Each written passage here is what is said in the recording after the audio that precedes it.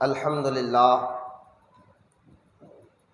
للہ رب العالمین والصلاة والسلام علی سید المرسلین وعلی آلہ واصحابہ اجمعین، اما بعد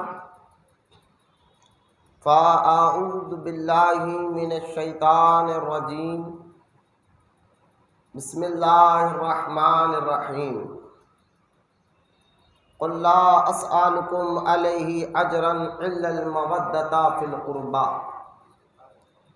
آمنت باللہ صدق اللہ العلی العظیم، وقال اللہ تعالی فی شان حبیبہ الکریم، ان اللہ وملائکتہ یصلون علی النبی یا ایھا الذین آمنوا صلوا علیہ وسلموا تسلیما،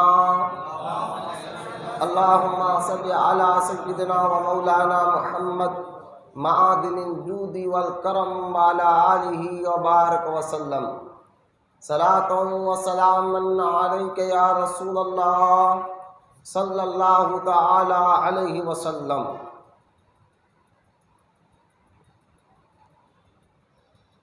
معزز سامعین، خانقاہ محبوب اولیاء کے تمام مرید اور متقین، السلام علیکم ورحمۃ اللہ وبرکاتہ۔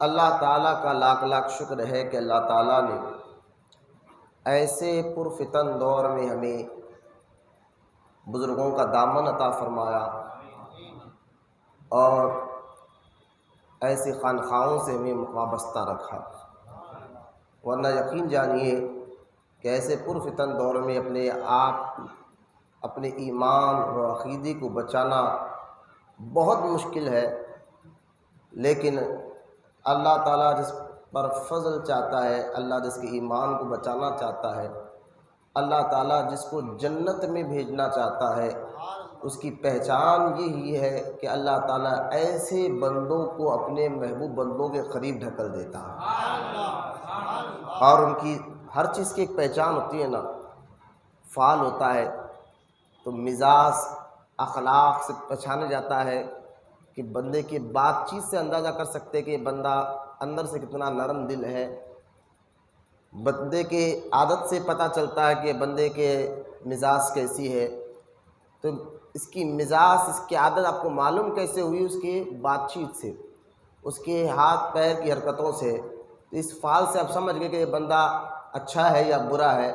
تو ایک چیز کی ایک پہچان دنیا میں اللہ تعالیٰ نے رکھی ہے، تو اسی طرح کہ کون جنتی ہے دوزخی ہے، اس کے نیک فعال، نیک پہچان یہی ہے کہ اللہ تعالیٰ ایسے بندوں کو نیک لوگوں کی صحبت میں رکھتا ہے، اور آپ تمام خوش نصیب ہے کہ ایسے پرفتن دور میں جو شیطان، آپ جانتے ہیں شیطان کو بہت تکلیف ہوتی ہے، کب؟ جب کوئی ایک نوجوان بچہ یا کوئی شخص جو ہے مسجد میں آنا بیٹھنا چاہتا ہے ذکر کی محفل میں، یہ شیطانوں کو بہت تکلیف ہوتی ہے۔ مسجد میں بیٹھنا یا حلقہ کرنا یا ذکر کی محفل سجانا، یہ تو 1400 سال سے بزرگوں کا طریقہ رہا۔ غوث اعظم دستگیر جو سارے ولیوں کے امام ہیں، وہ ہفتے میں 3 مرتبہ حلقہ کرتے تھے، ہے نا؟ حلقہ جو ہے غوث اعظم ہفتے میں 3 مرتبہ کرتے تھے، تو لہٰذا آپ خوش قسمت ہے، شیطان کے اس جلن کو پیچھے چھوڑ کر آپ نوجوان بھی ہے، بات جانے ماشاءاللہ ایسے موقع پر اتوار کا دن ہے تو کھیلنا کودنا کئی ایک سوال ہوتا ہے، لیکن شیطان کو آپ نے ٹکر دے کر اللہ کے گھر میں بیٹھے ہیں تو یہ آپ کی خوش نصیبی ہے۔ لیکن بعض شیطانہ ہے جو ایسے حلقوں سے جلتے ہیں، وہ انسان نہیں ہوتے۔ شیطان جو ہے نا صرف جنات کی خصل میں بھی ہوتے ہیں اور انسانوں میں بھی شیطان ہوتے ہیں، یاد رکھیں آپ، یہ میں اپنی طرف سے نہیں کر رہا ہوں، قرآن میں اللہ تعالیٰ فرماتا ہے کہ اے محبوب، ہم شیطان جنوں سے بھی آپ کی حفاظت کریں گے اور شیطان انسانوں سے بھی آپ کی حفاظت کریں گے۔ تو ایک تو جنات شیطان ہے، ایک تو انسان ہو کر شیطان جیسی حرکتیں کرنا، یہ بہت خطرناک ہے۔ جنات جو تمہارے جسموں میں گھس سکتا ہے، وسوسے ڈالتا ہے کہ کہیں کو جا رہا، کیا کر رہا، کیا فائدہ ہے، یہ ہے وہ ہے. لیکن جو انسان شیطان ہوتا ہے نا، منہ پہ بولتا ہے یہ کیا کر رہے، حلقہ کہیں کو کر رہے، وہاں جا کے کہیں کو بیٹھ رہے، کیا فائدہ ہے. تو یہ بہت خطرناک شیطان ہوتا ہے. سورہ ناس میں اللہ تعالیٰ فرماتا ہے من الجنتی والناس، ایسے وسوسے ڈالنے والوں سے اللہ کی پناہ مانگو، جو انسانوں میں بھی ہے اور جناتوں میں بھی ہے. تو لہٰذا آپ تمام خوش نصیب ہے کہ ایسے وسوسوں سے بھی آپ پار آگے آ گئے، اور ایسے گندے خیالات سے بھی آپ دور آ گئے. اللہ ایسے گندے لوگوں سے ہماری حفاظت فرمائے، ہمارے ایمان اور عقیدے کی حفاظت فرمائے. جہاں وہابیوں سے، بدعقیدوں سے ہمیں بچنا ہے، وہاں پر ایسے گندے، بے حیا اور بے مرمت لوگوں سے بھی اللہ ہماری حفاظت فرمائے. درود پاک پڑھے ایک مرتبہ، اللہم صلی علی سیدنا محمد معدن الجود والکرم. بعض لوگ نے نام میں ابھی بھی رسم، تمہاری شکایت پھر آئی، تم فرسٹ ٹائم پر آ کر بیٹھنا ہے، انو آندو. ایک آدمی کو دیکھ کر کوئی نعت اگر پڑھنا چاہ رہے، لوگوں کو دیکھ کے نعت مت پڑھو، اللہ اس کے رسول کی رضا کے لیے نعت پڑھنا ہے. پورے نعت خواہوں کو بول رہا ہوں میں، لوگوں کو دیکھنے کے لیے نعت مت پڑھا. ایسا ہے تو مت آؤ، کیا فائدہ ہے پھر خام میں آنے کا. مقصد صرف اللہ کی رضا ہونا ہے. غوث اعظم بیٹھتے تو ایک آدمی بیٹھتا تو غوث اعظم بیان کرتے تھے، ایک آدمی بیٹھتا تھا حلقے میں، ایک آدمی صرف، امام الاولیاء کے جلسے میں ہے. اور تم لوگ جو ہے نا مرید ہو کے اتنے سال ہو گیا، تمہیں یہ ابھی تک پتہ نہیں چلا کہ جو بھی کام کرنا ہے اخلاص، محبت اور اللہ کی رضا کے لیے کرنا ہے، یا لوگوں کے لیے تھوڑا ہی کرنا ہے کہ انہوں آن دو تو ہم نعت پڑھیں گے، انہوں آئیں گے تو ہم نعت پڑھیں گے، انہوں جمع ہوں دو، انہوں جمع ہوں دو. یہ خواہشات ہے نفسانی اور شیطانی. ایسے خواہشاتوں کو نعت خواہوں کی دل میں نہیں ہونا چاہیے. ایک آدمی بھی بیٹھا ہے تو وہی عشق، وہی جذبہ، کیونکہ تمہارا ایمان اور عقیدہ یہ ہونا چاہیے کہ میں بندوں کو نہیں، اللہ کی رضا کے لیے پڑھوں گا. ایک بات اور یقین جانیے، ایسے بندے، جب میں ایسے کئی نعت خواہوں کو جانتا ہوں جو تنہائی میں بیٹھ کر جب نعت پڑھتے تھے نا، اللہ کے رسول علیہ الصلوۃ والسلام کا خصوصی کرم ان پر ہوا.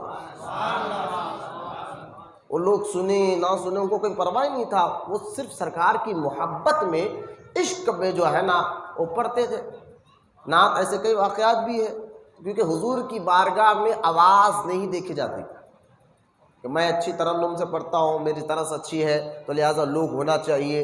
تو یہ نفسانی اور منافقت ہے، یہ منافقوں جیسی عادت ہے مزاج میں، سمجھے نا.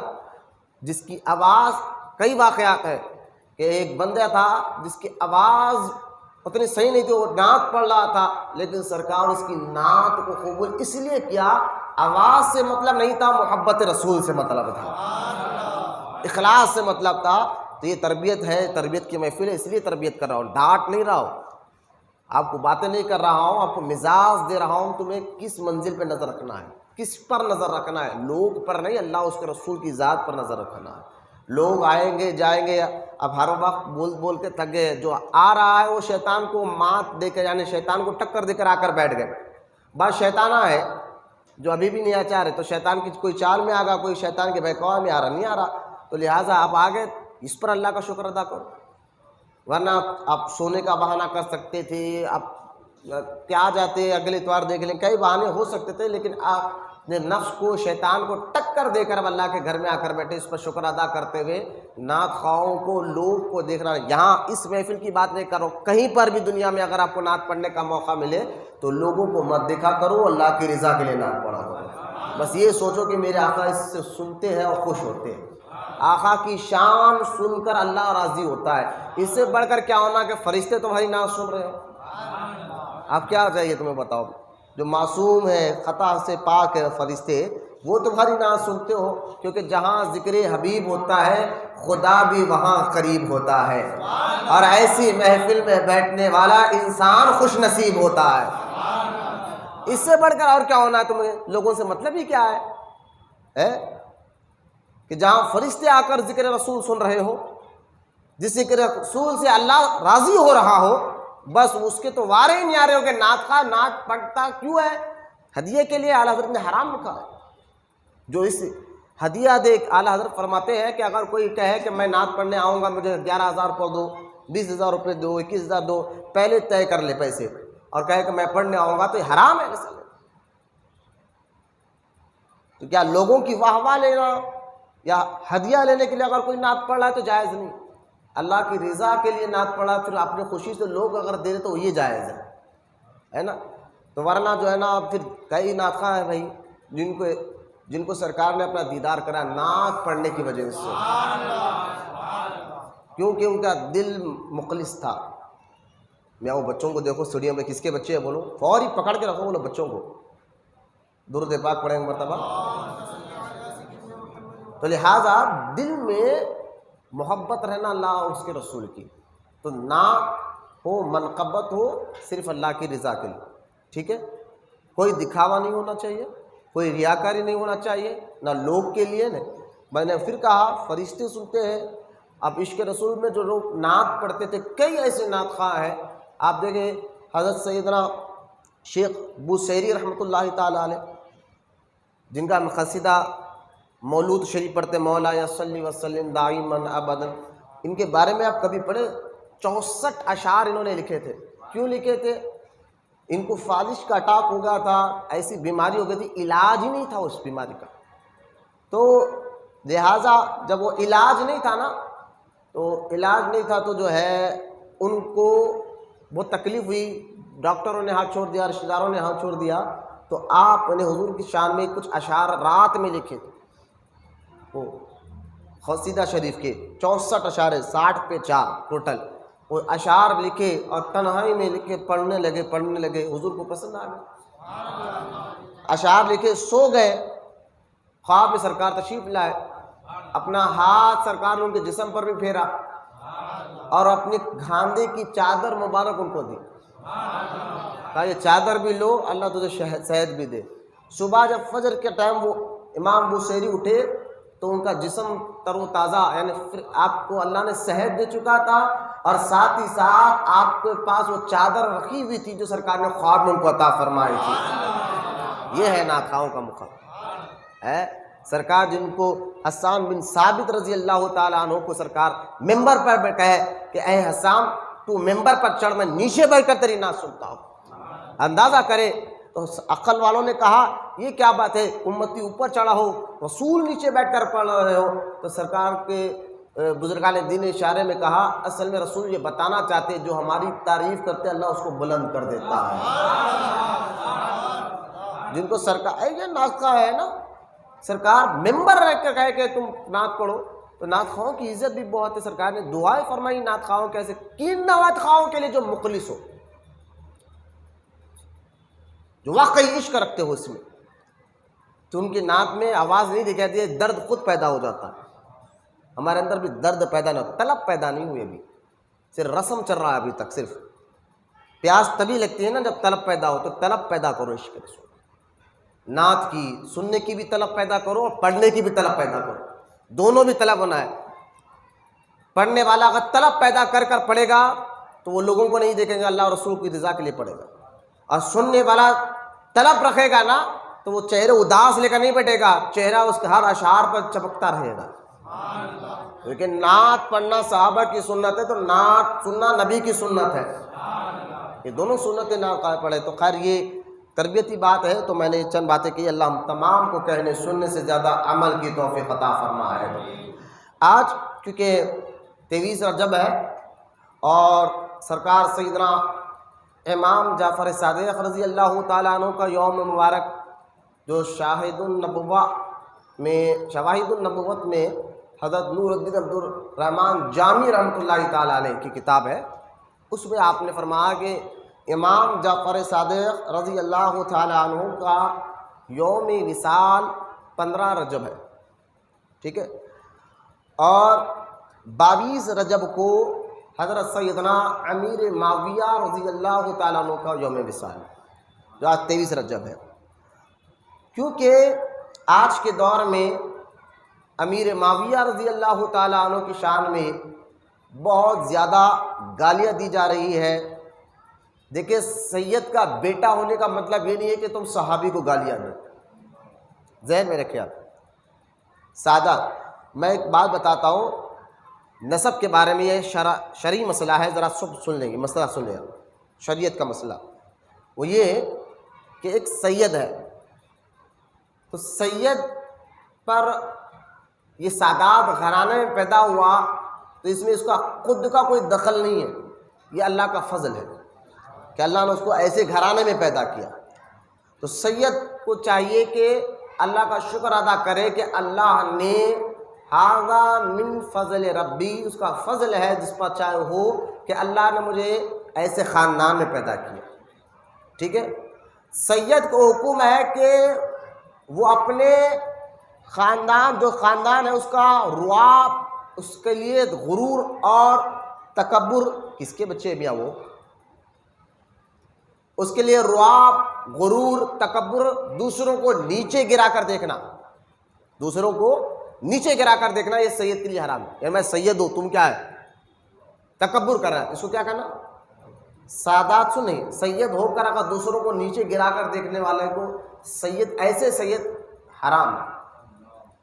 اور اسی طرح ایک آدمی سید نہیں ہے لیکن سیدوں سے بلا وجہ چڑے اور حسد کرے، جلے کہ یہ سید کیوں ہے بھائی، انہیں سادات گھرانے میں کیوں پیدا ہوا، تو یہ عام آدمی کے لیے ایمان جانے کا سودا ہے، یعنی وہ کافر ہو جائے گا۔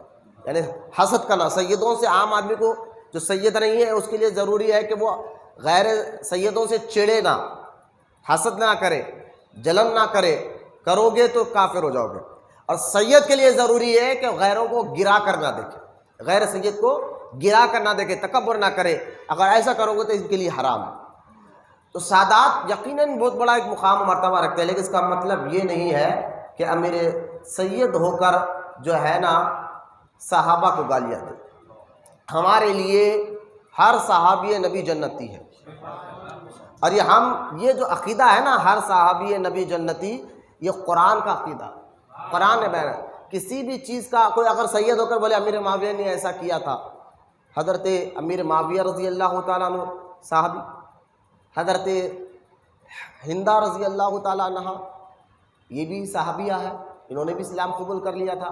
ہندہ کون ہے جانتے ہیں؟ حضرت ہندہ، حضرت ہندہ ہو، حضرت وحشی ہو، حضرت جو ہے ابو سفیان ہو، امیر معاویہ ہو، سنیں آپ، حضرت ہندہ رضی اللہ تعالیٰ نے بھی صحابیہ ہے۔ یہ وہی ہندہ وہی ہے جنہوں نے جنگ احد میں حضور صلی اللہ تعالیٰ علیہ وسلم، کیونکہ یوم مثال امیر معاویہ بھی ہے تو صحابہ کے بارے میں ہمیں کیا یقین رکھنا ہے، ذرا اس کو غور فرمائے۔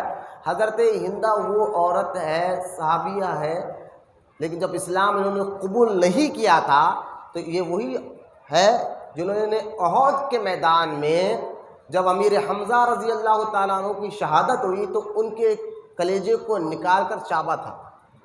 حضور کے چاچا حضرت امیر حمزہ رضی اللہ تعالیٰ عنہ کے کلیجے کو سینے سے پھاڑ کر کلیجہ نکال کر منہ میں رکھا تھا۔ یہ حضرت ہندہ ہے جو بعد میں انہوں نے اسلام کو قبول کر لیا فتح مکہ کے بعد، بولے محبت سے سبحان اللہ۔ اور وحشی کون ہے؟ جنہوں نے امیر حمزہ کو احد کے میدان میں ایک پہاڑ کے پیچھے چھپ گئے تھے اسلام قبول کرنے سے پہلے، اور جیسا آگے بڑے امیر حمزہ آتے ان کو ٹانگ میں ٹانگ ڈال کے گرا کر ان کو شہید کرنے والے وحشی ہے، یہ بھی بعد میں مسلمان ہو گئے، بولے سبحان اللہ۔ ٹھیک ہے، یہ بھی بعد میں مسلمان ہو گئے۔ حضرت اکرمہ رضی اللہ تعالیٰ عنہ، یہ کون ہے؟ یہ ابو جہل کے بیٹے ہیں، حضرت اکرمہ۔ ابو جہل کے بارے میں آپ تو جانتے ہیں کہ اس عرب کا سب سے بڑا غدار، حضور کا سب سے بڑا غدار ابو جہل۔ سرکار نے فرمایا میری امت کا فرعون کا نام ابو جہل ہے، میری امت کا جو فرعون ہے ابو جہل، تو لہٰذا اتنا خطرناک کہ ان کا بیٹا حضرت اکرمہ رضی اللہ تعالیٰ عنہ، اب ہم وہ صحابی ہے غوث اعظم سے بھی افضل ہے، سمجھے نا؟ تو لہٰذا کیونکہ قرآن میں اللہ تعالیٰ نے واضح طور پر یہ کہہ دیا کہ اسلام قبول کرنے والے کے اللہ سارے گناہ معاف فرما دیتا ہے۔ جب انہوں نے اسلام قبول کر لیا اور اللہ تعالیٰ نے ان کے سارے خطاؤں کو، سارے گناہوں کو معاف کر کر راضی ہو گیا، تو آپ اور ہم کون ہوتے کہ ان کے بارے میں غیر غلط الفاظ کریں؟ خاص طور امیر معاویہ رضی اللہ تعالیٰ عنہ میں آپ دیکھیں، میں فضائل کی بات نہیں کر رہا ہوں، مقام و مرتبے کی بات نہیں کر رہا ہوں۔ مقام و مرتبے میں افضل کون ہے؟ امیر معاویہ میں حضرت علی میں نے کئی بار کہا ہے، امیر معاویہ تو دور کی بات ہے، حضرت علی تو دور کی بات ہے، امیر معاویہ امام حسین کے برابر بھی نہیں ہے فضائل میں، رتبے میں، ٹھیک ہے، میں نے یہ کئی بار کہا ہے، ایک بار۔ لیکن دیکھیں امیر معاویہ رضی اللہ تعالیٰ حضرت علی رضی اللہ تعالیٰ عنہ میں کیوں جنگ ہوئی، کیوں لڑائی ہوئی، اس پر میں نے گزشتہ اتوار کو ڈیٹیل کے ساتھ جنگ جمل، جنگ صفین کے بارے میں ڈیٹیل کے ساتھ بیان کیا ہوں، میں اس بار میں نہیں جاتا۔ لیکن سید ہونے کا مطلب نہیں یہ کہ صحابہ کو گالی دی اور خاص طور امیر معاویہ کا نام لے کر کہے کہ ہم ان پر کف نسالی کرتے ہیں، ہم یہ ہیں وہ ہے۔ تم کون ہو بھائی؟ سیدوں کے سردار امام حسن ہے۔ سیدوں کے سردار کون ہے؟ امام حسن رضی اللہ تعالیٰ عنہ ہے۔ امام حسن نے جب صلح کر دی امیر معاویہ کے ہاتھ میں ہاتھ دے کر، سیدوں کے سردار امام حسن ہے نا، حضرت علی کی شہادت کے بعد 6 مہینے کے بعد امام حسن نے امیر معاویہ کی حکومت کو تسلیم کر لیا، ان سے صلح کر لی۔ تو آپ اور ہم کون ہیں؟ سرکار نے 1400 سال پہلے ہی فرما دیا تھا کہ یہ میرا بیٹا حسن جو ہے 2 مسلمانوں کے گروہ میں صلح کرائے گا۔ یعنی کس سے صلح کرے امام حسن نے؟ امیر معاویہ سے۔ تو حضور کی نظر میں کیا ہے امیر معاویہ سے؟ سرکار نے کیا کرا؟ 2 مسلمانوں کے گروہ میں میرا بیٹا حسن صلح کرائے گا۔ یہ بھی حدیث مبارکہ، اس پر بھی کبھی آپ نے غور کیا؟ امام حسن کی شہادت ہونے کے بعد امام حسین نے مدینے کے جو گورنر تھے ان کو کہا کہ میرے بھائی کا جنازہ تم پڑھو۔ یعنی امام حسین کی نظر میں امیر معاویہ کی حکومت صحیح تھی۔ اگر غلط ہوتی تو پھر یزید کی طرح آپ بھی ٹھہر جاتے، یزید کے سامنے جیسا کھڑ گئے، کیونکہ یزید کی حکومت صحیح تھی اسی لیے تو کھڑ گئے امام حسین۔ اگر امیر معاویہ غلط ہوتے تو پھر امام حسین خاموش رہتے۔ یہ عقلی طور پر سوچنا چاہیے۔ تو لہٰذا ہر صحابی نبی جنتی ہے، یہ عقیدہ قرآن سے بھی ملتا ہے۔ اب کوئی سید ہو کر کہے کہ ہم بول رہے ہیں نا سنو، تو اگر کوئی سید ہو کر قرآن کے خلاف بات بتائے تو اب اس کی بات نہیں مانے جائے، حدیث کے خلاف بات بتائے تو اب اس کی بات نہیں مانے جانے گی۔ تو لہٰذا سورہ حدید میں جب اللہ تعالیٰ نے فرمایا وَكُلًّا، کل کہتے ہیں عربی کا جو لفظ ہے کل، واحد کہتے ہیں ایک کو، سبا کہتے ہیں 7 کو، لیکن کل کہتے ہیں سب کو۔ عربی کا یہ لہجہ، کل کہتے ہیں سب کو۔ اگر میں کل کہوں تو سب آ گئے، واحد کہوں تو ایک، سبا کہوں تو 7 آپ میں سے، لیکن اگر میں کل کہوں تو سب آ گئے۔ تو قرآن کا قاعدہ اللہ تعالیٰ نے سورہ حدید آیت نمبر 10 میں فرمایا کلن اے حبیب، ہم نے وعدہ کر لیا ہے کہ تیرے تمام ساتھیوں کے جنت کا۔ تیرے تمام ساتھیوں سے کس کا وعدہ کر لیا؟ جنت کا وعدہ کر لیا ہے۔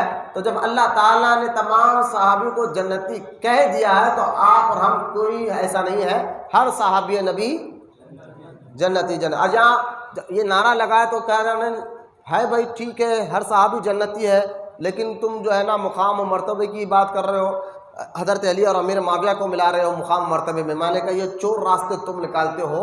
ہم اہل سنت و جماعت کے ایسے اکابر مشائخ اور علماء کی بات مانتے ہیں، ہمیں معلوم ہے کس کو کس طرح کا رتبہ دینا ہے، معتدل مزاج والے ہیں۔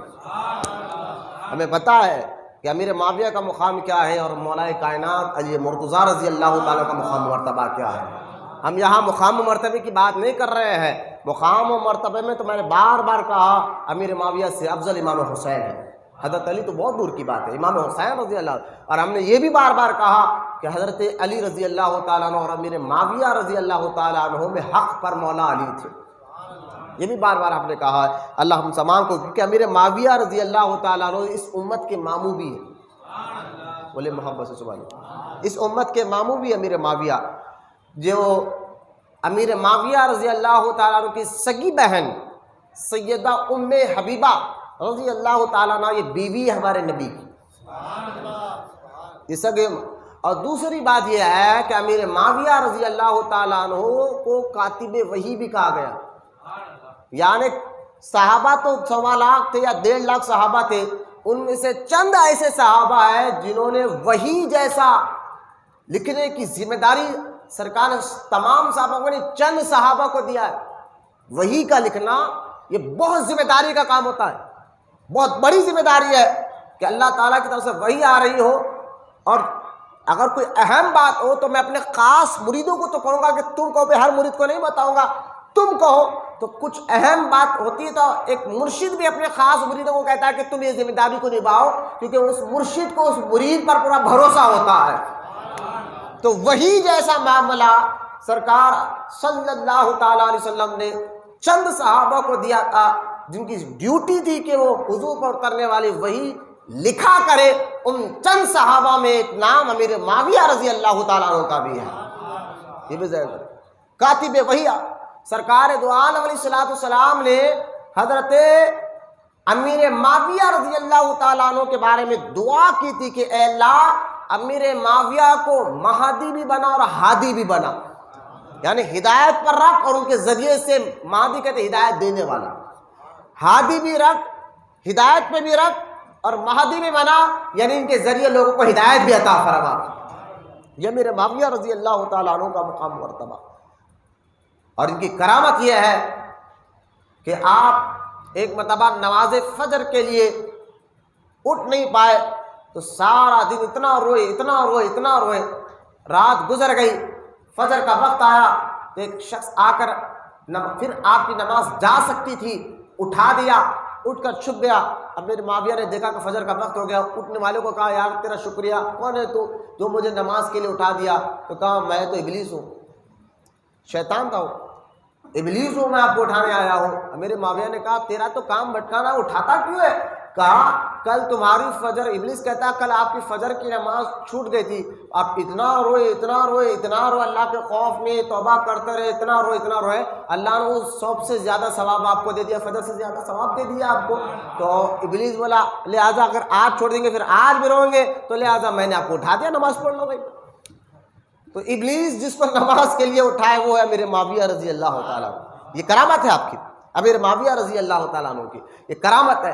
تو لہٰذا ہر صحابی نبی کو ہم جنتی مانتے ہیں، تو قرآن کی نص سے ثابت ہے۔ اب کوئی سید کچھ کہے، کوئی کہے میں سید ہوں یہ بات مانو، تو ہم نہیں مانیں گے بھائی، قرآن پہلے، مولانا محبت سے سبحان اللہ۔ اور جو واقعی سید ہے، کئی ایسے سید سادات کرام ہیں جو ہر صحابی کو جنتی مانتے ہیں اور مان رہے ہیں الحمدللہ، کیونکہ آج کے دور میں جہاں وہابیوں جاہلوں سے ہمیں لڑنا ہے، وہاں پر تفضیلی عقیدے والے جو اپنے آپ کو سید کہہ کر، اپنے آپ کو پیر کہہ کر، اپنے آپ کو مرشد کہہ کر جو خانقاہوں میں بیٹھ کر ایسے عقیدے دے رہے ہیں، اللہ تعالیٰ ہم کو ایسے لوگوں سے حفاظت میں بھی رکھے، اور ایسے لوگوں کو اسپوکس یعنی ظاہر کرنا بھی آج کے دور کا تقاضا ہو گیا ہے، ضروری ہو گیا ہے۔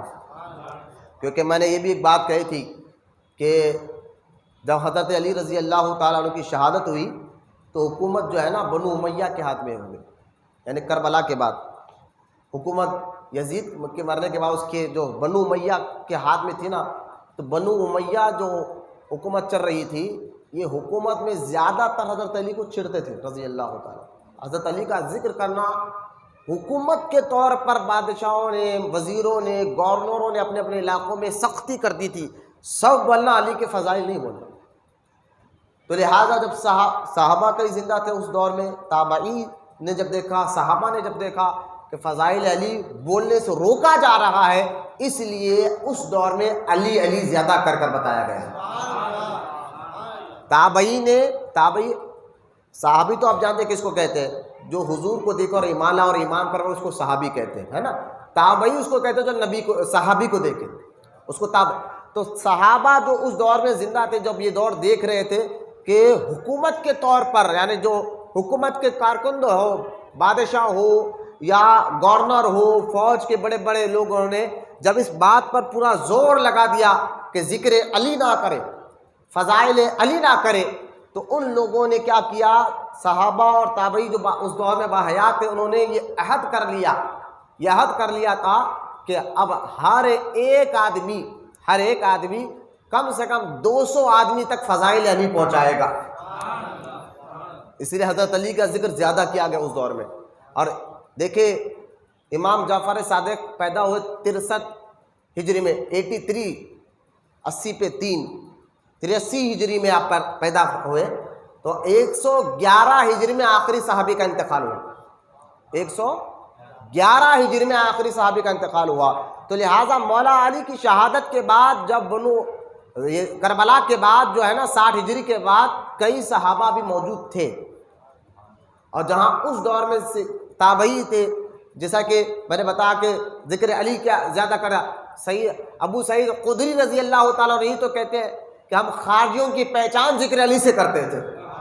تو ترمذی کیوں وہ ذکر علی زیادہ ہوا، علی علی کیوں ہوا ہے، اس کی وجہ یہ تھی کہ حضرت علی، کیونکہ اس دور میں بنو امیہ کے اس دور میں ابو بکر کو گالیاں نہیں دی جا رہی تھی، عمر کو گالیاں دی نہیں جا رہی تھی، عثمان کے بارے میں کچھ غلط نہیں کیا جا رہا تھا رضی اللہ تعالیٰ عنہ، حضرت مولا علی کی فضائل پر اور ان کی ذات پر حملہ ہو رہا تھا، اس لیے ذکر علی زیادہ کیا گیا تھا۔ ذرا غور کا تو جو میں تاریخی کی بات بتا کیوں ذکر علی زیادہ ہوا، اس لیے امام نسائی جیسا محدث جن کی سیاہ ستہ میں کتاب موجود ہے، امام نسائی حجاج بن یوسف کے دور میں آپ جو ہے مسجد فلسطین کی مسجد کے امام تھے، آپ کو خاص طور پر کہا تھا ذکر علی نہیں کرنا جمعہ کے خطبے میں، تو آپ نے خاص طور پر جمعہ کے خطبے میں سامنے سپاہی تھے ڈنڈے ہاتھ میں لے، اگر ذکر علی کرے تو ابھی مار دیں گے، لیکن آپ نے ممبر میں بیٹھ کر ہی من کنت مولا کہا تھا۔ محدث تھے، یہ صحابہ کے مقام کو جانتے تھے نا کون افضل ہے کیا ہے، لیکن ذکر علی کرے کیونکہ ذکر علی کرنے کو روکا جا رہا تھا بھائی، اس لیے ذکر علی اس وقت زیادہ ہوا، اور آپ کو امام نسائی کو مسجد کے ممبر پر شہید کر دیا گیا، مار دیا گیا مسجد کے اندر ممبر پر، لیکن علی علی کرتے کرتے شہید ہو گئے۔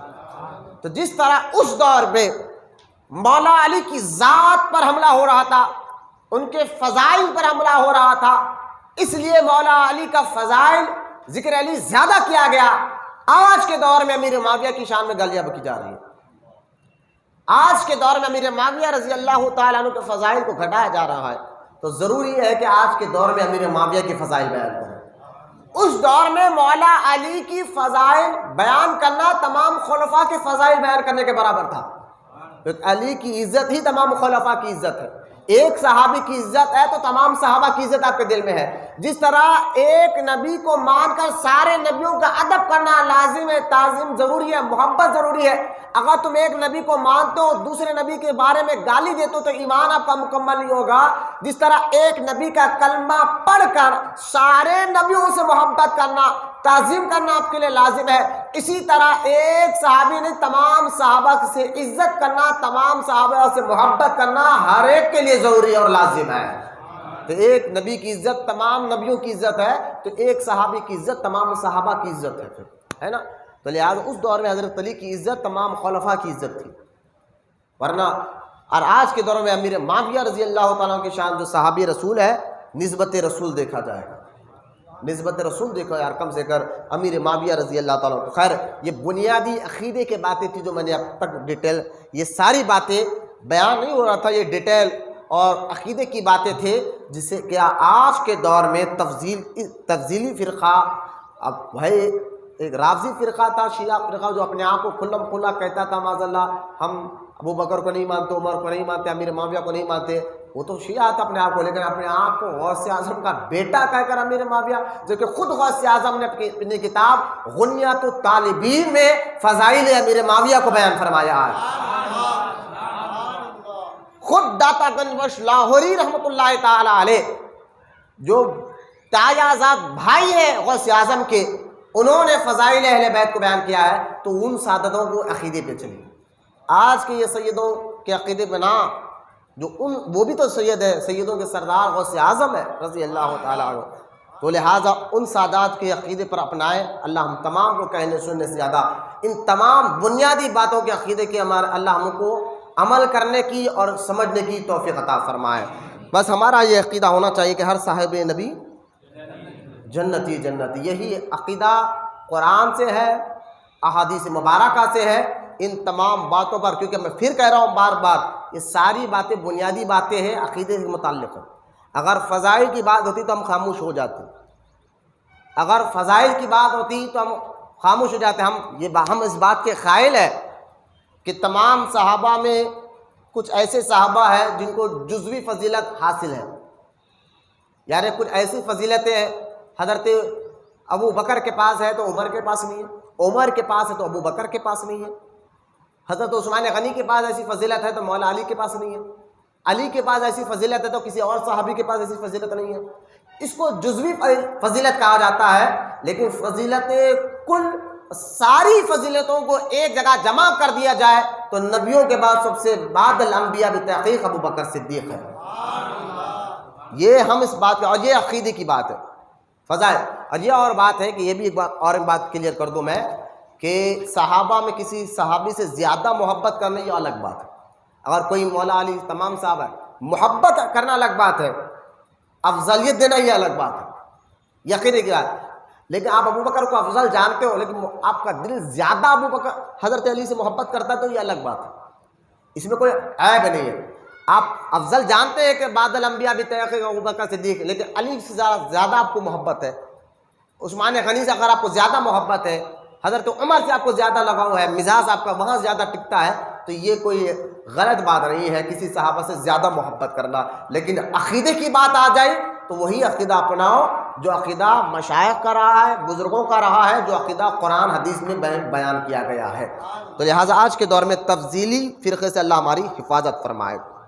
امام جعفر صادق رضی اللہ تعالیٰ عنہ کے بارے میں چند باتیں بتا کر انشاءاللہ میں یہ کیونکہ یوم امیر معاویہ بھی تھا رضی اللہ تعالیٰ عنہ، تو وہ بنیادی باتیں کیا ہمیں یقین رکھنا ہے، کیا آج کے دور میں کیوں ضروری ذکر امیر معاویہ ضروری ہے، اس پر میں نے اس خانقاہ سے بچوں کو سمجھ میں آنے کے لیے بنیادی باتیں جو بات کی، اللہ ہم تمام کو اس پہ سمجھنے کی توفیق عطا فرمائے اور اس پر عمل کرنے کی توفیق عطا فرمائے، تو تاکہ ہم جہاں وہابیوں سے رافضیوں سے اشار رہے تو وہاں پر تفضیلی فرقوں سے بھی اللہ ہماری حفاظت فرمائے، جو آج کے دور میں اپنے آپ کو سنی کہہ کر، سید کہہ کر، غوث اعظم کا بیٹا کہہ کر ایسی باتیں لوگوں کے سامنے رکھ رہے ہیں۔ لہٰذا ہم قرآن حدیث پر نظر رکھیں۔ امام جعفر صادق رضی اللہ تعالیٰ عنہ کے بارے میں آ جائے تو دیکھیے، امام جعفر صادق بیٹے امام محمد بن باقر کے، حضرت جابر بن عبداللہ انصاری رضی اللہ تعالیٰ، شواہد النبوت میں نور الدین جامی نے اس حدیث پاک کو نقل فرمایا ہے کہ آپ فرماتے ہیں کہ سرکار دو عالم علیہ السلام نے حضرت جابر بن عبداللہ انصاری رضی اللہ تعالیٰ عنہ سے فرمایا تھا کہ اے جابر، میری اولاد میں میرا ایک بیٹا ہوگا جس کا نام محمد ہوگا، اور تو اس سے ملاقات کرے گا، اور جب تو ان سے ملاقات کرنا تو میرا سلام ان کو کہہ دینا۔ اب امام محمد بن باقر بیٹے ہیں امام زین العابدین کے، حضرت امام زین العابدین بیٹے ہیں امام حسین رضی اللہ تعالیٰ عنہ کے، اور امام حسین بیٹے مولا علی رضی اللہ تعالیٰ عنہ، تو علی کے بیٹے امام حسین اور امام حسین کے بیٹے امام زین العابدین، کیونکہ امام حسین کے 3 بیٹے تھے، 2 کربلا میں شہید ہو گئے، تینوں بھی بیٹے کربلا میں امام حسین رضی اللہ تعالیٰ عنہ کے ساتھ تھے۔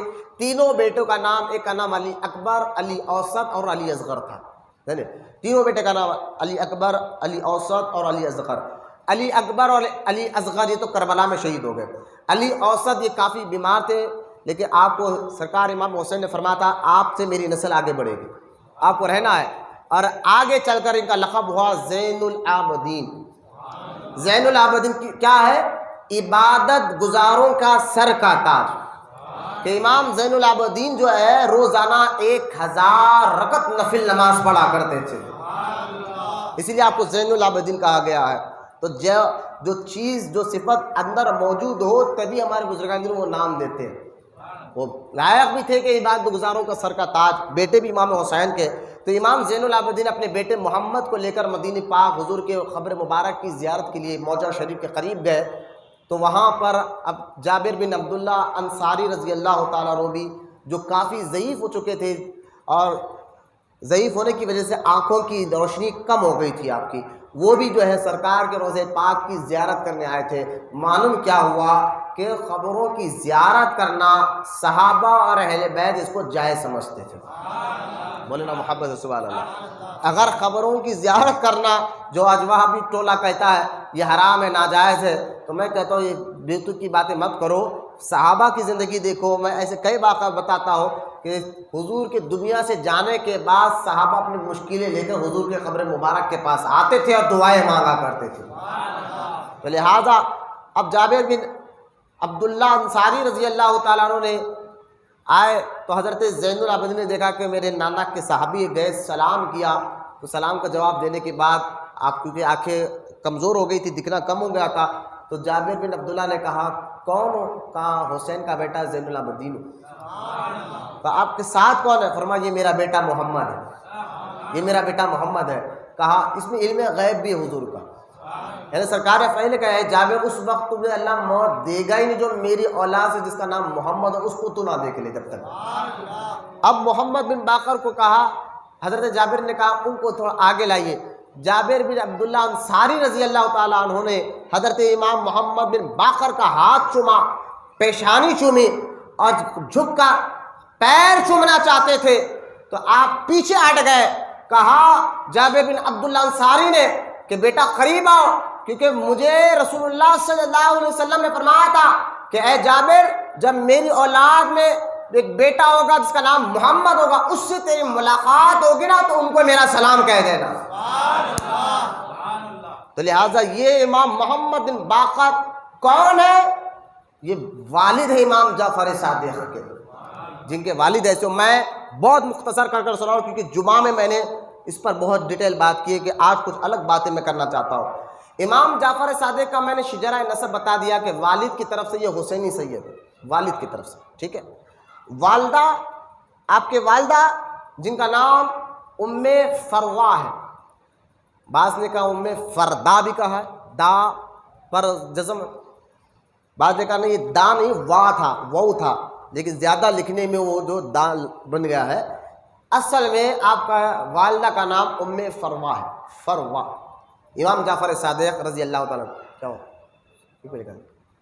تو لہذا امام جعفر صادق کے والدہ سیدہ ام فروا اور ام فروا کے والد یعنی والد امام جعفر صادق کے نانا، یوں سمجھے کہ کون ہے، ذرا غور سے سنیں شجرہ، اس شجرے کو ذرا پڑھ غور سے سنیں۔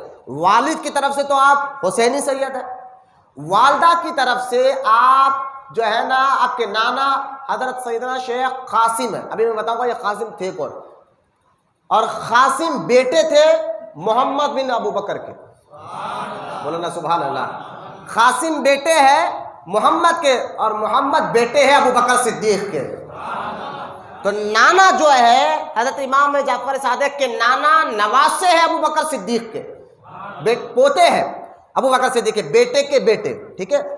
اور آپ کے نانی امام جعفر صادق کے نانی، ان کا نام تھا سیدہ اسما، یہ نانی، نانا کا نام شیخ سید قاسم اور نانی کا نام سیدہ اسما، اور اسما بیٹی ہے عبد الرحمن کے اور عبد الرحمن بیٹے ہیں ابو بکر صدیق کے، نانا پوتے ہیں ابو بکر صدیق کے، نانی نواسی ہے پوتی ہے ابو بکر صدیق کے۔ تو اس لیے امام جعفر صادق کہتے ہیں کہ میں تو والد کی طرف سے تو ایک ہوں لیکن ابو بکر صدیق نے مجھے 2 مرتبہ جنم دیا ہے۔ یہاں یہ پتہ کیا چلا کہ آج کچھ لوگ شیعہ کہتے ہیں نا کہ حضرت علی میں اور ابو بکر میں لڑائی تھی، حضرت عمر میں لڑائی تھی، حضرت علی کی اور حضرت ابو بکر کی عمر کی بنتی نہیں تھی، یہ ساری باتیں جھوٹ ہے۔ یہاں خاندان اہل بیت اور خاندان صحابہ تو ایک دوسرے سے نکاح کیا کرتے تھے، شادیاں ہوتی تھی آپس میں، جو آپ میں نے بتا دیا امام جعفر صادق خاندان ہے۔ اور جو ہے آپ دیکھیں کیونکہ اس دور میں تفضیلی فرقہ رافضی فرقہ بہت ہو گیا تھا، جب جو ہے نا ایک آدمی امام محمد بن باقر سے سوال پوچھنے کے لیے آیا تھا، ایک آدمی آیا تھا امام محمد باقر امام جعفر صادق کے والد سے ایک سوال، کیونکہ امام باقر کہتے اسی کو ہے جو مسئلے کی تہ میں جا کر مسئلہ نکال کر بتایا، تو آپ اللہ نے ایسا علوم آپ کے سینے میں منتقل فرمایا تھا۔ تو امام محمد بن باقر سے ایک آدمی نے سوال کیا کہ حضور کیا تلوار کی جو موٹ ہوتی ہے وہ چاندی کی بنا سکتے ہیں یا سونے کی بنا سکتے ہیں؟ تو آپ نے فرمایا ہاں بنا سکتے ہیں، کیونکہ میں نے امام محمد باقر ہے میں نے دیکھا کہ ابو بکر صدیق کی جو تلوار تھی اس کی موٹ سونے کی تھی، بولا سبحان اللہ۔ اور سوال کرنے والے نے کہا آپ ابو بکر کو صدیق کہہ رہے ہیں؟ شیعہ تھا وہ اندر سے، آپ صدیق کہہ رہے ہیں؟ اب جلال میں آ گئے امام محمد باقر، کہا واللہ صدیق واللہ صدیق واللہ صدیق، اللہ کی قسم ابو بکر صدیق ہے صدیق ہے صدیق ہے۔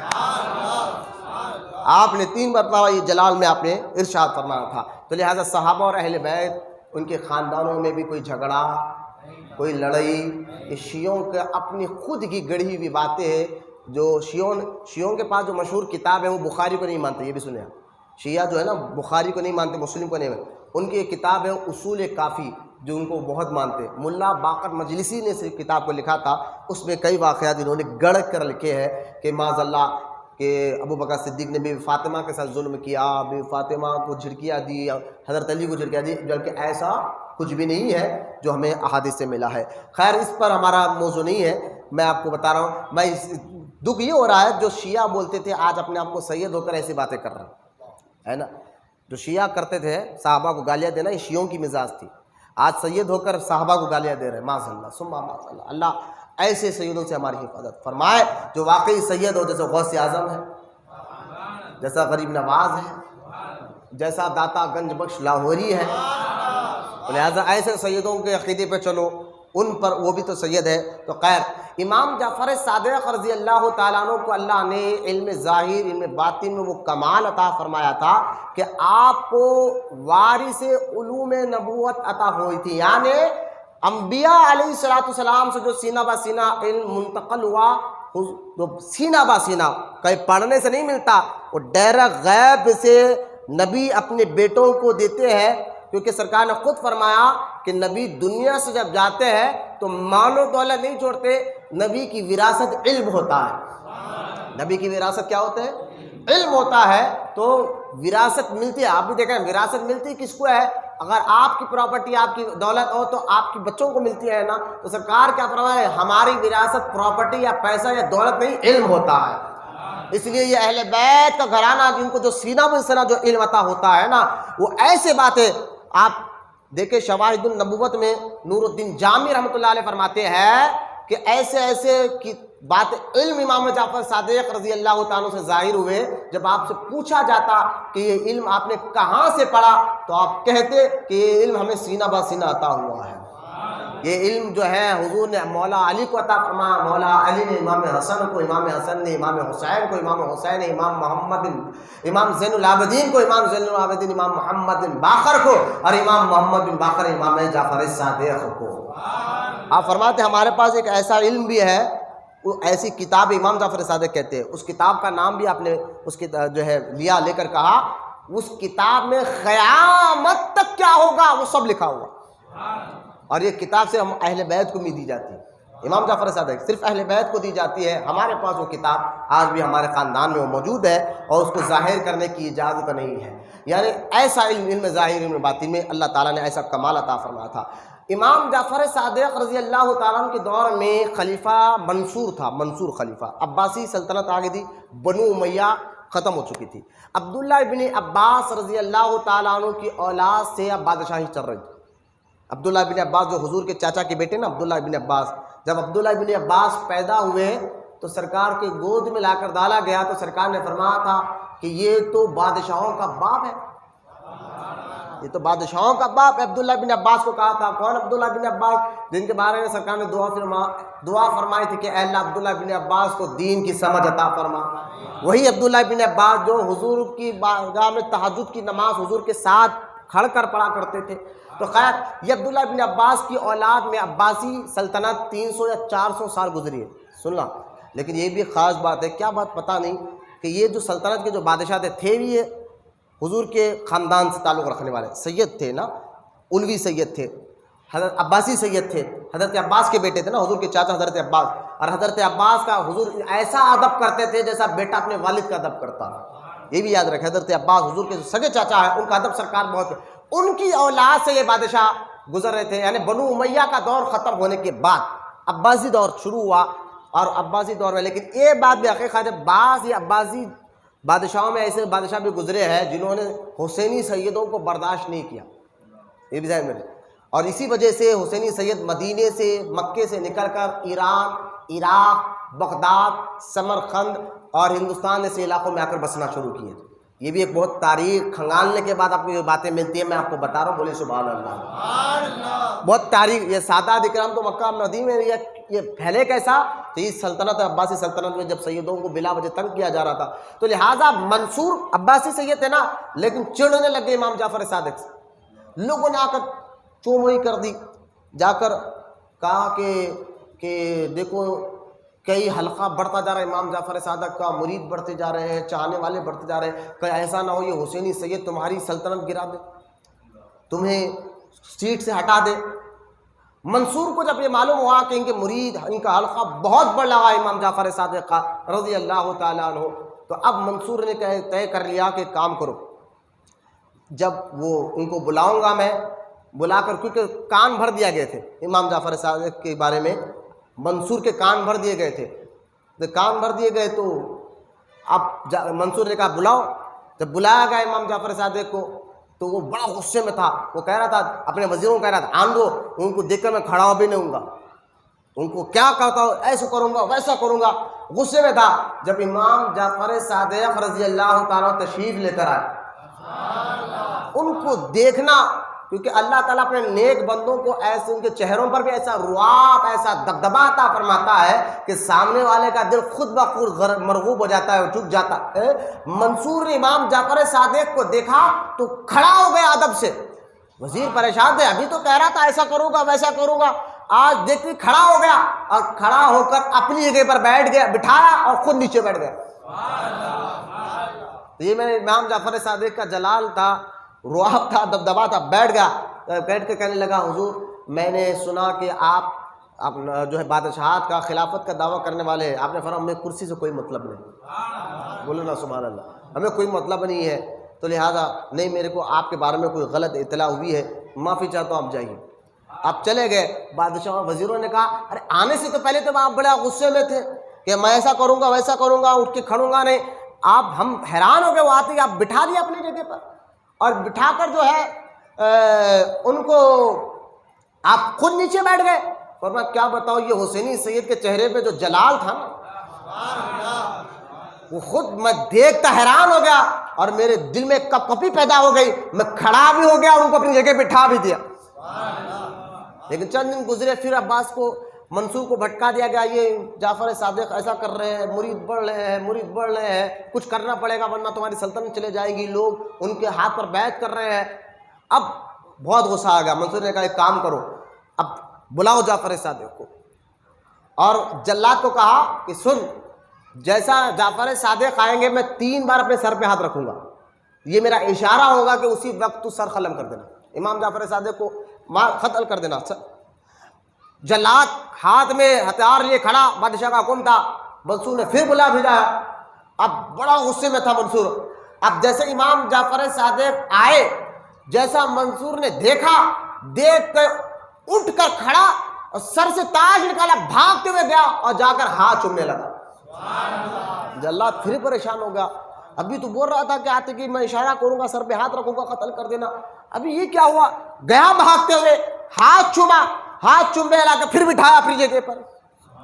اب اب کی بار بہت کانپ رہا تھا. اب آواز ہی اس کی بند ہو گئی، آواز ہی بند ہو گئی. بڑی دیر کے بعد ہمت کر کر اپنے سے وزیر کو، کسی کو اشارہ کیا، پانی پلاؤ میرے کو. اور پانی لائے، اور پانی پینا چاہ رہا تھا. امام جعفر صادق نے ٹھہر جا منصور، ٹھہر جا، ابھی کتنی پیاس لگی تجھے؟ کہا حضور بہت پیاس لگی. پہلے پینے دیجیے. بولے کتنی لگی؟ بولے بہت لگی. امام جعفر صادق نے کہا اگر یہ پانی کے بدلے اگر کوئی کہے تو کہ میں پانی جب دوں گا جب تو مجھے آدھی سلطنت دے دے تو دے دے گا؟ بولے ہاں، اگر مجھے پیاس کی شدت لگی ہو اور کوئی پانی کے بدلے کہے پانی ہم دیں گے لیکن آدھی سلطنت دے دو تو میں سلطنت دے دوں گا. تو کہا ٹھیک ہے، پی لے. پی لیا. پینے کے بعد فرمایا اب جو پانی پیا، اگر یہ پیشاب بن کر باہر نہ نکلے اور کوئی ڈاکٹر یا طبیب یہ کہے کہ ہم پیشاب نکالیں گے اس کے بدلے ہے تو کیا دے گا؟ تو حضور میں آدھی سلطنت دینے کے لیے تیار. تو امام جعفر صادق نے بڑا سمجھا بات کہ ہماری نظر میں یہ گلاس پانی کے برابر بھی اس کی اہمیت نہیں ہے سلطنت کی. کہا حضور معاف کر دیجئے. کہا کچھ حکم دیجئے، کچھ لائق میں آپ کی خدمت کروں. امام جعفر صادق نے فرمایا بس ایک حکم دینا چاہتا ہوں. بولے کیا؟ کہ آج کے بعد دوبارہ مجھے نہ بلا، دوبارہ نہ بلا اپنے پاس، یہ تکلیف نہ کر. کہا ٹھیک ہے. وہ امام جعفر صادق چلے گئے، یہ گیا جا کر روایت میں آتا ہے 3 دن تک سوتا رہا، یعنی اس کی نماز قضا ہو گئی۔ اب 3 دن کے بعد جب مزاج سنبھلی، ہوش سنبھلا، تو بادشاہوں نے وزیروں نے کہا کہ کیا بات ہے، آپ نے تو کہا تھا میں اشارہ کروں گا تو سر نکال دینا، لیکن آپ تو ایسا ہو گیا کہ ان کو دیکھ کر آپ کی بولتی بند ہو گئی، پیاس لگی، آپ تو 3 دن تک آپ بیمار رہے، اب صحت سنبھلی ہے، تو کیا وجہ ہے؟ تو منصور نے کہا خدا کی قسم میں نے دیکھا کہ امام جعفر صادق جیسے ہی میرے محل میں آئے تو ایک اژدھا، اتنا بڑا اژدھا زمین میرے محل کو ایک دانت کو نیچے لیے ہوئے دوسرے دانت کو اوپر لیے ہوئے تھا، اور کہہ رہا تھا منصور جعفر کو کچھ کرے گا نا محل کے ساتھ نکل لوں گا۔ سبحان اللہ۔ یہ امام حسین کے بیٹے امام جعفر صادق جی، کیونکہ آپ کنڈوں کے نیاز کرتے ہیں نا، کہا محل کے ساتھ نکل لوں گا۔ مجھے اس کو دیکھ کر اتنی ہیبت ہوئی، اس کے بعد کیا ہوا تم سب جانتے ہو۔ امام جعفر صادق رضی اللہ تعالیٰ عنہ کو اللہ تعالیٰ نے ایسا مقام، ایسا مرتبہ عطا فرمایا تھا۔ آپ کے دور، آپ اچھا دیکھیں آخری دور میں بھی آپ جو ہے نا بالکل، تذکرۃ الاولیاء میں فرید الدین عطاری رحمۃ اللہ تعالیٰ علیہ لکھتے ہیں، آپ فرماتے ہیں کہ آخری دور میں امام جعفر صادق رضی اللہ تعالیٰ عنہ جو ہے نا بالکل پردہ نشین ہو گئے تھے، یعنی لوگوں کو جو ہے لوگوں سے اتنا پرہیز کرنے لگ گئے تھے کہ اب کوفی بہت ہو گئے تھے، دھوکے باز بہت ہو گئے تھے، تو آپ پردہ نشین ہو گئے تھے، بہت کم لوگوں سے ملاقات کرتے تھے۔ تو لہٰذا امام جعفر صادق رضی اللہ تعالیٰ عنہ کا ایک قول بتا کر میں اپنی بات کو ختم کرتا ہوں، انشاءاللہ ہم ذکر کے لیے بیٹھ جائیں گے۔ امام جعفر صادق رضی اللہ تعالیٰ عنہ فرماتے ہیں کہ جو سنی وہ ہے، سنیں آپ فرماتے ہیں سنی وہ جو اپنے ظاہر کو رسول کے تابع کر کے زندگی گزارے، اور وہ سنی ہے جو اپنے باطن کو رسول کے تابع کر کے زندگی گزارے، اس کا ظاہر بھی شریعت کے مطابق ہو، اس کا باطن بھی شریعت کے مطابق ہو، وہ سنی ہے اور وہی ولی ہے، وہی مشائخ ہے۔ یہاں امام جعفر صادق رضی اللہ تعالیٰ عنہ کے قول مبارکہ سے یہ بات ثابت ہو گئی ہے، جو اپنے آپ کو 10 انگوٹھیاں پہن کر نمازیں نہیں پڑھ رہے، کچھ بھی نہیں پڑھ رہے، درگاہ میں بیٹھ کر بول رہے ہوں ہم بہت بڑے بابا ہیں، تو ایسے بابا نہیں ہوتے، ایسے شیطان ہوتے ہیں، ایسے شیطان ہوتے ہیں۔ تو لہٰذا سنی تو وہ ہوتا ہے، مشائخ تو ہوتا ہے جو ظاہر بھی اس کا شریعت کے مطابق ہو اور باطن بھی اس کا شریعت کے مطابق ہو۔ ایک مرتبہ امام جعفر صادق رضی اللہ تعالیٰ عنہ نے اپنے گھر والوں کو بلایا، اب دیکھیں کیا عاجزی انکساری، اتنا مقام و مرتبہ رہنے گیا، کیونکہ امام جعفر صادق رضی اللہ تعالیٰ عنہ غوثیت کبریٰ کے مقام پر، جو غوث اعظم جس مقام پر آج ہے نا، اس سے پہلے امام جعفر صادق رضی اللہ تعالیٰ عنہ سارے ولیوں کے امام، کیونکہ حضور کے دنیا سے جانے کے بعد سارے ولیوں کے امام ابوبکر صدیق بعد الانبیاء، ان کے بعد حضرت عمر، ان کے بعد حضرت عثمان غنی، ان کے بعد مولا کائنات علی مرتضیٰ رضی اللہ تعالیٰ، ان کے بعد امام حسن، بولتے رہے یار سبحان اللہ۔ اس لیے ہمارے اہل سنت و جماعت کے مشائخ اور علماء نے یہ بات کہ جو خلافت کی ترتیب ہے وہی فضیلت کی ترتیب ہے۔ حضور کے دنیا سے جانے کے بعد سب سے پہلے خلیفہ ابوبکر صدیق ہے، تو ظاہر میں بھی آپ، باطن میں بھی آپ خلیفہ ہیں۔ یہ بنڈر باٹ کرنا کہ حضرت ابوبکر ظاہری خلیفہ ہے، مولا علی باطنی خلیفہ ہے، یہ تو تفضیلوں کا طریقہ ہے، سنیوں کا طریقہ نہیں ہے۔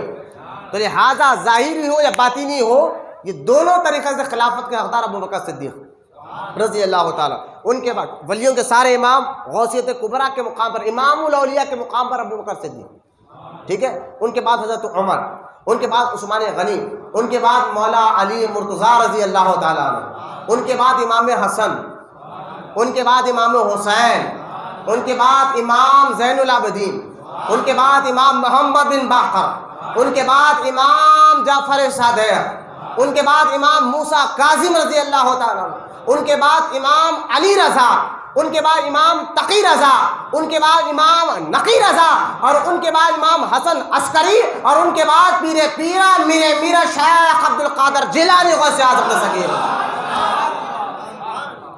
اور امام مہندی تک اب امام الاولیاء کے مقام پر غوث اعظم۔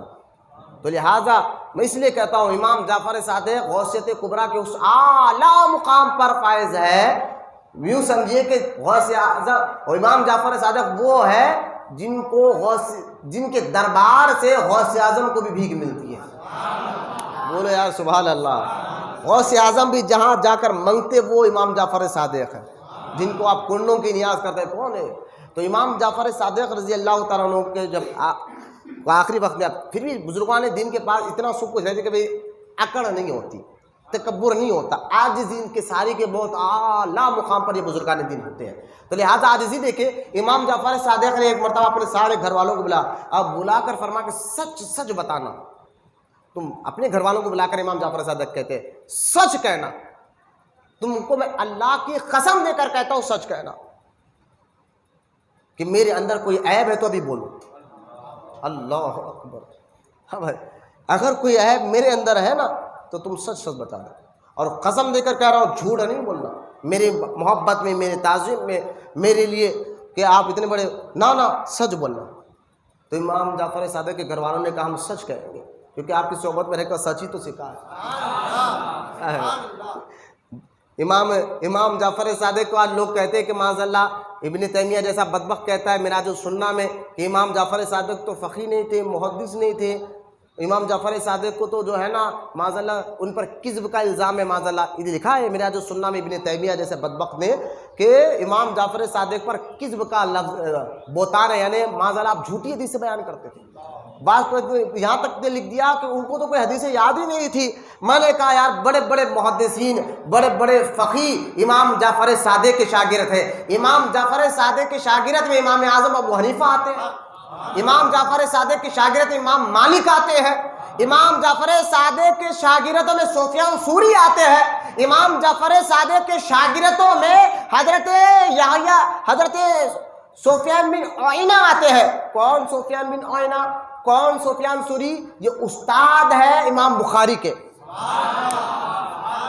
امام بخاری کے استاد، امام بخاری نے جن سے حدیثیں لی ہے وہ سفیان بن عیینہ ہے. امام بخاری جن سے حدیثیں پڑھ کر لیے ہیں وہ ان کے استاد جو ہے حضرت سفیان بن عیینہ سفیان ثوری ہے. وہ کون ہے یہ سفیان بن عیینہ؟ کون ہے یہ سفیان ثوری؟ یہ شاگرد ہے امام جعفر صادق رضی اللہ تعالیٰ عنہ کے. اور ساری دنیا میں 65% 65% مسلمان جن کی تقلید کرتے ہیں وہ امام اعظم ہے. ابو حنیفہ جن کو کہا جاتا ہے، نعمان بن ثابت جن کا اصل نام تھا. پوچھو کہ آپ کو یہ علم آیا کہاں سے جو 65% مسلمان آپ کی تقلید کر رہے ہیں؟ تو آپ سے جب پوچھا گیا کہ داڑھی کے بال سفید ہو گئے تھے، حضور آپ کی عمر کیا ہے؟ فرمایا میری عمر 2 سال ہے. لوگوں نے کہا حضور آپ کے داڑھی کے بال سفید ہو گئے، 2 سال عمر آپ کی کیسے ہو سکتی ہے؟ فرمایا یہ 2 سال جو امام جعفر صادق کی خدمت میں رہا ہوں. جب خدمت میں رہا ہوں، کوفہ سے نکلا تھا مدینہ پہنچا تھا جب تک صرف نعمان تھا، اور جب امام جعفر صادق کی خدمت 2 سال ہو کر واپس کوفہ آیا تو امام اعظم بن گیا. بڑے بڑے امام ان کے شاگرد ان پر جھوٹ کا الزام لگانا یہ وہابیوں کا طریقہ ہے. اس لیے ہم وہابیوں سے دور رہنے کے لیے آپ کو تاکید کرتے ہیں. ابن تیمیہ جیسا بدبخت نے امام جعفر صادق پر جھوٹ کا الزام لگایا، اور خود تو جھوٹا اور تیری مرخت پر لاکھوں کروڑوں لعنت برسے. تو گیا مر کر، آج بھی تیری کتابوں سے لاکھوں لوگوں کا ایمان اور عقیدہ بگڑ لگا ہے. اللہ ہم تمام کا ایسے بد لوگوں سے ہمارے ایمان اور عقیدے کی حفاظت فرمائے. آخری بات بتا کر بات ختم کر رہا ہوں. امام جعفر صادق کے گھر والوں نے کہا حضور آپ کے میں تو کوئی عیب ہے نہیں، کیا بیان کریں، لیکن ہاں ایک چیز ہے. کیا؟ آپ کے اندر ہم کبر دیکھتے ہیں، کبر تکبر دیکھتے ہیں آپ کے اندر، کبھی کبھی کبر آپ کے اندر ہم دیکھتے ہیں. تو آپ نے فرمایا سنو میں نے اپنے کبر کو ختم کر دیا، تکبر تو ختم ہو گیا ہے. جو اب میرے اندر جو کبر نظر آ رہا ہے وہ میرا نہیں اس کا. اس کی تشریح کرتے ہوئے اس الفاظ کی کہ امام جعفر صادق کیا کہنا چاہتے، اس کی تشریح کرتے ہوئے روح تصوف میں خواجہ بندہ نواز گیسو دراز بلند پرواز رحمت اللہ تعالی علیہ فرماتے ہیں کہ امام دیکھیں بندہ نواز کہہ رہے ہیں اس کی تشریح. بندہ نواز کہتے ہیں جو امام جعفر صادق نے یہ کہا نا میری کبر ختم ہو گیا، اب اس کی کبریائی ہے یہ فنا فی اللہ کا اس مقام ہے کہ جس مقام پر پہنچ کر بندہ باقی باللہ ہو جاتا ہے، یعنی اپنے ساری صفت ختم ہو جاتی ہے اور اس کے اندر خدائی صفت آ جاتی ہے. بولے محبت سے سبحان اللہ. ہاں بولے اور محبت سے. اب وہ آپ کو اور آسان کر کر سمجھاتا ہوں کیا کس مقام پر امام جعفر صادق یہ بات کہہ رہے ہیں، تو آپ کو اور آسان کر. ہارون رشید جو ہے نا بہل الدانا کے پاس گیا تھا. بہل الدانا بغداد میں بہت بڑے بزرگ گزرے، بہل الدانا بزرگ تھے دکھنے میں، لیکن بات ایسی کرتے تھے کہ عقل مند پریشان ہو جاتے تھے. بہل الدانا قبرستان میں بیٹھے تھے، ایک ہارون رشید گیا، اکثر ملا کرتا تھا ان کے پاس، جا کر کہنے لگا حضور آپ تو قبرستان میں آرام سے بیٹھو، ہم میں سلطنت لگی ہوئی ہے، بادشاہت لگی ہوئی ہے، کہیں کا ٹینشن کہیں ادھر کا ٹینشن، دن رات ٹینشن ہی ٹینشن رہتا ہے، آپ کی زندگی اچھی ہے کہ قبرستان میں آپ سکون سے بیٹھے ہیں. تو بہل الدانا نے فرمایا ہارون رشید میں کیوں ٹینشن لوں جبکہ میری مرضی سے سورج نکلتا ہے، میری مرضی سے چاند نکلتا ہے، میری مرضی سے پانی برستا ہے. بہل الدانا کے الفاظ پر حیران ہو گئے. ہارون رشید کہنے لگے یہ کیا کہہ رہے ہو آپ، یہ کیا کہہ رہے ہو؟ تو کہا میں اپنی مرضی، بھائی سورج تو اللہ کی مرضی سے نکلتا ہے، چاند بارش سب اللہ کے حکم سے ہوتا ہے، آپ کہہ رہے ہیں میری مرضی سے. تھوڑا آپ کیونکہ بہل الدانا دانا کہتے ہی اسی کہ ایسی بات کہ عقل روشن ہو جائے، تو لہٰذا ہارون رشید نے کہا اس کی تھوڑا آپ تشریح کر دیجئے. تو بہل الدانا نے کہا کہ سنو اے ہارون رشید، میں نے اپنی مرضی کو رب کی مرضی کے سامنے ختم کر دیا. بولے نا سبحان اللہ. میں نے اپنی مرضی کو رب کی مرضی کے سامنے ختم کر دیا ہے، لہذا اب جب میری مرضی ختم ہو گئی ہے، اب جو رب کی مرضی ہے وہ میری مرضی، جو رب کا چاہنا ہے وہ میرا چاہنا ہے، جو اللہ کی رضا وہ میری رضا بن گئی ہے. میں بنا فنا فی اللہ بن کر باقی باللہ ایسا ہو گیا ہوں، جو رب کی رضا وہی بہل الدانا کی رضا ہو گئی ہے. جب اپنی سوچ، اپنی مزاج، اپنی اخلاق، یہ ایک رنگ ہے، اس مقام پر جب بندہ پہنچ جاتا باقی باللہ کے مقام پر، پھر وہ اپنی مرضی نہیں خدا کی مرضی سے جیتا. سمجھے آپ؟ جو خدا کو پسند ہے وہی کام کرتا ہے. پھر وہ ہم تو جو ہے نا اپنے مرضی سے ہم گناہ بھی کر لیتے، نماز بھی چھوڑ دیتے، ایسے کام بھی کہتے جو اللہ کو پسند ہی ہم کر رہے ہیں، جہیز لے رہے کیونکہ اللہ کو پسند ہی ہم لیتے ہیں، ہے نا معاذ اللہ. اللہ سے اس لعنت سے ہم سب کو حفاظت فرمائے. لیکن اولیاء اکرام اس مقام پر پہنچ جاتے ہیں جہاں اپنی مرضی ختم، جو رب کی مرضی ہے وہ ان کی مرضی بن جاتی ہے. اس کو فنا فی اللہ باقی باللہ کا مقام بولتے ہیں. اسی بات کو خیر المجالس میں سلطان نصر الدین روشن چراغ دہلوی رحمۃ اللہ علیہ، جو خلیفہ ہے نظام الدین اولیاء کے، جو پیر و مرشد خواجہ بندہ نواز کے، وہ فرماتے ہیں خیر المجالس میں ولی کو اللہ اس وقت تک ولایت نہیں دیتا جب تک اللہ کی تمام صفت کا وہ مظہر نہ بن جائے، تمام صفت کا مظہر نہ بن جائے. اپنی مزاج کو ختم، صفت کہتے ہیں خوبی کو. صفت کس کو کہتے ہیں؟ بہت آسان کر کے سمجھا، خوبی کو کہتے ہیں. اللہ کریم ہے، اس کی وہ صفت ہے کرم فرمانا. اس سے بزرگان دین بھی کریم ہو جاتے ہیں کہ اپنے اندر کی صفت ختم، رب کی صفت ان کے اندر آ جاتی ہے، رب کی مزاج اس کے اندر آ جاتی ہے. اللہ تعالیٰ جو ہے نا کریم ہے، تو اللہ جہاں کریم ہے رحیم ہے، اس لیے اولیاء کرام بڑے رحم دل ہوتے ہیں.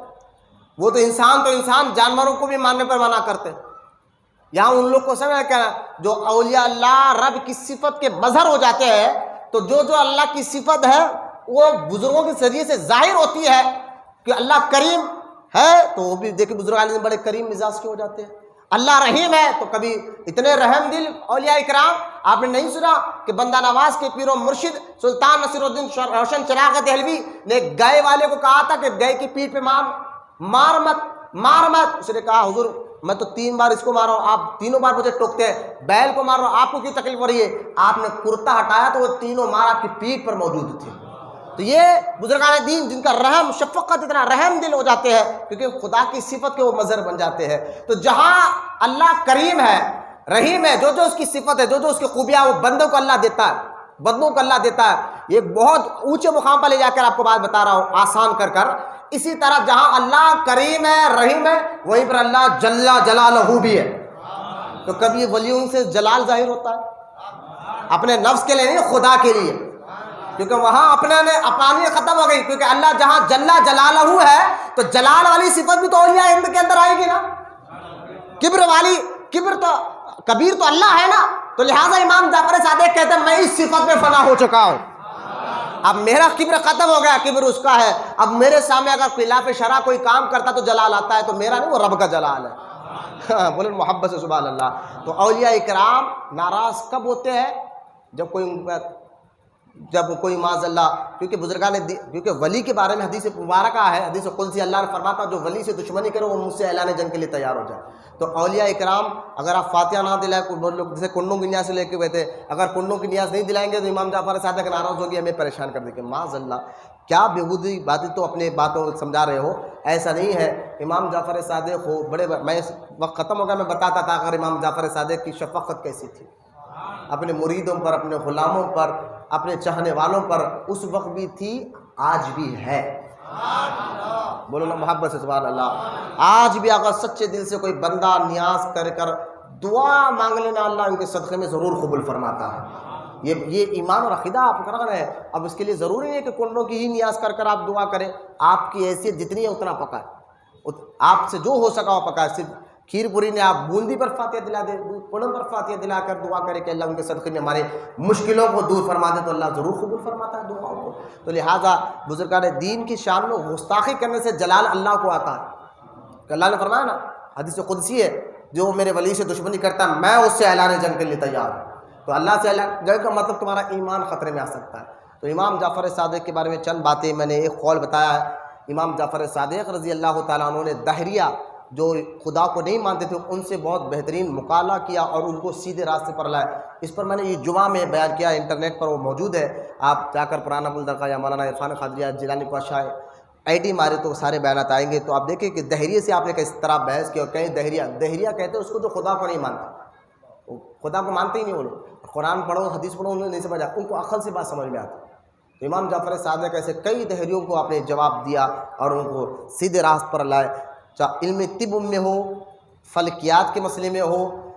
اگر میں اس پر موضوع نکال لوں نا تو یہ سارا وقت ختم ہو جائے گا کہ امام جعفر صادق رضی اللہ تعالیٰ عنہ کو آج بھی ملک روم امریکہ کے سائنسدان گریٹ سائنٹسٹ کے نام سے جانتے ہیں۔ سائنس کی ایجاد امام جعفر صادق نے کی ہے، سورج کے بارے میں، چاند کے بارے میں، تاروں کے بارے میں، زمین کے بارے میں، جو آج عجیب عجیب باتیں آپ سن رہے ہیں اس کی بنیاد ڈالنے والے امام جعفر صادق ہیں۔ اور طب کے مسئلے میں ایسی باتیں کی ہے کہ آپ امام جعفر صادق کے سامنے ایک بار فرمایا تھا، امام جعفر صادق بعض لوگ بندہ سمجھتے کہ اس کا انتقال ہو گیا، لیکن جب صحیح آلے انہوں نے، آج تو کئی آلے بن گئے، جب آلے نہیں تھے اور اس کو دفن بھی کر دیتے ہیں، لیکن بعض وقت اس کی سانس کچھ 1 گھنٹے کے یا 2 گھنٹے رک جاتی ہے۔ اگر سانس کو پھر سے سرکولیٹ کیا جا رہا ہے، معلوم کرنا ہے سانس رک گئی ہے، تو کوئی ایسی بیماری ہوتی ہے جس کی وجہ سے کئی گھنٹوں تک سانس رک جاتی ہے، اور اس کو اگر سرکولیٹ کرنا ہے تو امام جعفر صادق فرماتے ہیں دونوں انگلیوں کے بیچ میں کاٹو، خون نکالو تھوڑا، تو سانس پھر سرکولیٹ ہو جاتی ہے۔ ہارون رشید کا ایک بھائی ابراہیم تھا، وہ مرنے آ گیا تو طبیبوں نے، بڑے بڑے شاہی طبیبوں نے کہا بھی صبح تک مر جائے گا، تو ایک طبیب نے کہا نہیں یہ بچ جائے گا، صبح ہو گئی وہ مر گیا۔ ہارون رشید کو بہت غصہ آیا، طبیب کو بولا تو کہہ رہا تھا بچ جائے گا، جی تو مر گیا میرا بھائی، تو آپ کہا قریب گئے، پھر میں بھی بتاتا ہوں، گئے اور دونوں انگلیوں کو نکالا اور کاٹا، اس سے اچانک کاٹنا تھا، سانس اوپر آ گئی، بولو نا سبحان اللہ، سانس اوپر آ گئی۔ ہارون رشید نے کہا یہ تجھے کیسے معلوم ہوا؟ کہا امام جعفر صادق کی کتاب پڑھنے سے معلوم ہوا۔ خیر آج تو کاٹنے کی کوشش نہ کریں، لیکن آج آلے نکل گئے، یہ اس وقت کی بات ہے جب آلے نہ تھے۔ امام جعفر صادق سے پوچھا کہ یہ بیماری آتی کیسا ہے؟ اب آخری بات، آتی کیسا ہے؟ کہ ایسی بیماری پیدا ہو جاتی ہے جس کی وجہ سے سانس رک جائے گھنٹوں تک، پہلے یہ بتائے حضور یہ بیماری آتی کیسا ہے؟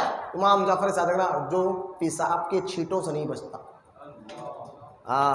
آج تو انگریز آیا نا، بڑے انگریزی کے کھڑے کھڑے موت رہے، پیشاب کر رہے ہیں نا، جو پیشاب کے چھینٹے سے نہیں بچتا اپنے آپ کے جسم میں، جس کے پیشاب کے چھینٹے گرتے تو پھر ایسے بیماریاں پیدا ہو جاتی ہیں۔ تو لہذا امام جعفر صادق گریٹ سائنٹسٹ کے علاوہ بھی گریٹ طبیب بھی ہے۔ اس پر کئی واقعات ہیں کتابوں میں، کئی واقعات سورج کے بارے میں، چاند کے بارے میں۔ امام جعفر اس دور میں بولے تو لوگ ہنستے تھے۔ امام جعفر صادق نے فرسٹ ٹائم یہ کہا تھا لوگوں اپنے آپ کو اور ارد گرد پاک رکھو، ورنہ ایسی بیماریاں پیدا ہوگی تمہیں اس کی حل نہیں نکلے گا۔ آج دیکھیں آلودگی سے کتنے لوگ پریشانی ہے، پولیوشن سے کتنے لوگ پریشانی ہے۔ پوری دنیا میں سب سے نمبر 1 پولیوشن والا ملک جاپان ہے، وہ پریشان ہے کہ اپنے کس طرح وہ پولیوشن کو صاف کرے۔ تم آج کہہ رہے ہو، امام جعفر صادق 1400 سال پہلے کہہ رہے تھے اپنے آپ کو اور ارد گرد پاک اور ستھرا رکھو ماحول کو۔ ان باتوں کو بھی ذہن میں رکھے، وقت بہت اجازت نہیں دے رہا کہ 83 ہجری میں 15 رجب کو امام جعفر صادق کا وصال مبارک ہوا، آپ کا مزار شریف جو ہے مدینہ منورہ میں جنت البقیع میں امام حسن کے قبر مبارک کے بازو ہے. بولے محبت سے سبحان اللہ. 3 قبر امام حسن، امام محمد بن باقر، امام زین العابدین اور امام جعفر صادق، 4 مزار ایک ساتھ ہیں. اور سرانے کے طور پر حضرت عباس کا مزار ہے. اکثر آپ فوٹو میں دیکھتے ہیں، وہ لوگ کہتے ہیں سرانے بی بی فاطمہ کا مزار. ایسا نہیں ہے، سرانے بی بی فاطمہ کا مزار ہے، اور 4 مزار جو ایک ساتھ ہیں وہی چاروں کا، امام حسن کا، امام جو ہے زین العابدین کا، امام محمد بن باقر کا اور امام جعفر صادق کا. اور امام خاتون جنت کا مزار جنت البقیع میں الگ سے ایک الگ کونے میں بالکل تنہا الگ مزار پاک خاتون جنت کی وہاں جنت البقیع میں موجود ہے. اللہ ہم تمام کو کہنے سننے سے زیادہ عمل کی توفیق عطا فرمائے. اللہ تعالیٰ صحابہ اور اہل بیت کی محبت سے ہمیں مال فرمائے. اللہ تعالیٰ ہمارے ظاہر باطن جسم روح دل کو پاک بنائے. اللہ ہمیں صحابہ کی محبت کے ساتھ اہل بیت کی محبت کے ساتھ دنیا سے رخصت فرما. اے اللہ ہم تمام کی دعاؤں کو سرکار مدینہ علیہ الصلوۃ والسلام کے صدقے طفیل میں اور امام جعفر صادق رضی اللہ تعالیٰ عنہ کے صدقے طفیل میں ہم سب کی دعاؤں کو قبول اور مقبول فرما. وما علینا الا البلاغ والحمد للہ رب العالمین.